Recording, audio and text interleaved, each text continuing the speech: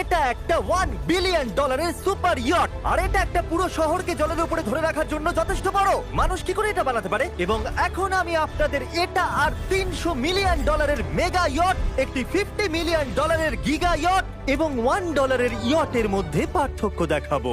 এটা $1 কেন বিক্রি করে দিচ্ছেন? কারণ এটাকে রাখতে আমার খুব অসুবিধা হয়। হ্যাঁ। বছরে 18,000 এটাকে রাখতে বছরে $18,000 খরচা হয়? হ্যাঁ। বাবারে, এই নিন। Thank you. এবং বোটে পা রাখার পর আমি দেখলাম বোটটা খুবই পরিষ্কার। এটাকে $1 কেন বিক্রি করে দিল? ওকে, এবার আমরা বোটটাকে জলে নামিয়েছি। আমার মনে হয় এখানটা একটু পরিষ্কার করতে হবে। এখানে জল থাকা তো উচিত নয়। এই বোটটা তো $1 যোগ্য নয়। আরে আমরা তো ডুবে যাচ্ছি। ওহো, আমরা এখানে ওঠার পর দেখলাম বোটটা লিটারালি ডুবেই যাচ্ছে। ও মাই গড, চলো উপরে উঠি। হ্যাঁ আমরা ডুবে যাচ্ছি। লাফাও চ্যান্ডেলার। ভাই আমার, আমি ওটার জন্য $1 দিয়েছিলাম। এটা ছিল $1 ইয়ট।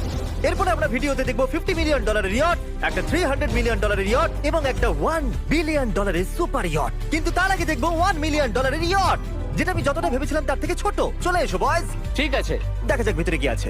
$1 মিলিয়ন ইয়টে সারপ্রাইজিংলি একটা বড় লিভিং রুম আছে, আর লোয়ার ডেকে আছে একটা মাস্টার বেডরুম, আর একটা বেডরুম যার ভিতরে আমি সোজা হয়ে দাঁড়াতেই পারছি না, এবং একটা ডাবল বেডের বিছানাও আছে বাচ্চাদের জন্য। কি তোমার বাচ্চা আছে? Chris, Chandler, Carl, Nolan. ভেবো না বন্ধুরা, আমি সামলে নেব। কেউ কি ডেকের উপর আছে? প্লিজ থামো, তোমার কথা শুনে রেস্কিউ টিম চলে আসবে। আমাদের কোস্ট গার্ড দরকার। দেখা যাক এটা ঘোরালেও পড়ে যায় কিনা। দাঁড়াও। এটা বেশ মজা হচ্ছে। $1 মিলিয়ন বোট। আমি মিথ্যে কথা বলছি না, আমি যতটা ভেবেছিলাম তার থেকে এটা ছোট। দেখা যাক এটা আমার ভিডিও দেখে কিনা। ও মাই গড, এটা মিস্টার এই, বিস্ট। ও আমাদের চ্যানেল দেখেছে। এটা বেশ মজাদার। এবার আমরা যাব $10 মিলিয়ন ইয়টে। 10 মিলিয়ন পরে দেখা হবে। এটা তো দারুণ। বাই। ও মাই গড, এটা তো খুব ফাস্ট। আর এখন আমরা আছি $10 মিলিয়ন ইয়টে। এবার দেখা যাক এটা কেমন। আরে বাপরে, এর সামনেটা তো খুব বড়। এটা তো এর আগেরটা থেকে সত্যিই খুব বড়। ভিউটা দেখো শুধু। সূর্যের তাপ প্রচন্ড, আমি পুড়ে যাব না তো?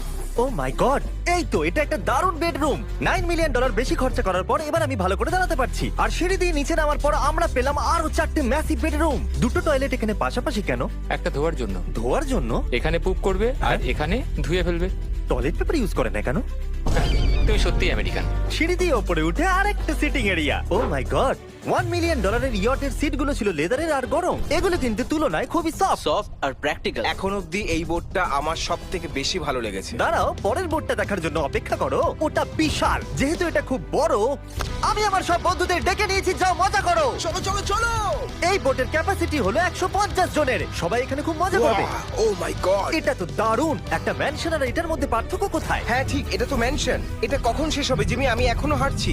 এখনো অব্দি আমার দেখা সব থেকে সুন্দর বেডরুম এটা। এটা সুন্দর কারণ আমার মাথা সিলিং এ ঠেকছে না। এটা কষ্ট করে ছুতে হচ্ছে আমাকে।